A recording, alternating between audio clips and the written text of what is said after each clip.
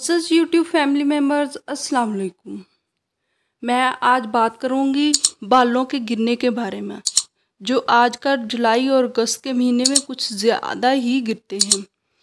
इससे पहले कि मैं वीडियो में आगे बढ़ूँ, आप जल्दी से मेरे चैनल को लाइक, सब्सक्राइब और शेयर ज़रूर कर दें।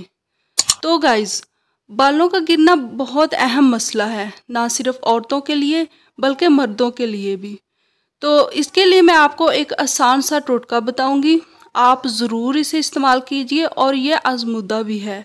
सबसे पहले आपको लेना होगा कलवंजी का तेल, और कलवंजी के तेल में आपको शामिल करना होगा अदरक का 2 चम्मच रस, यानी अदरक का जूस।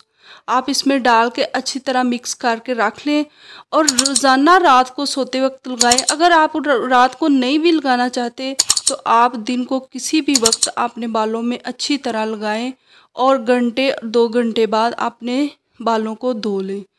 चंद ही दिनों में आपको वाज़ह फ़र्क महसूस होगा, बल्कि 1-2 बार लगाने से ही आपके जो ज़्यादा गिरते बाल हैं वो रुक जाएंगे और 1 हफ़्ता इस्तेमाल करने से ये मुकम्मल रुक जाएंगे और दोबारा नहीं गिरेंगे। तो आप ज़रूर इसे आजमाइएगा।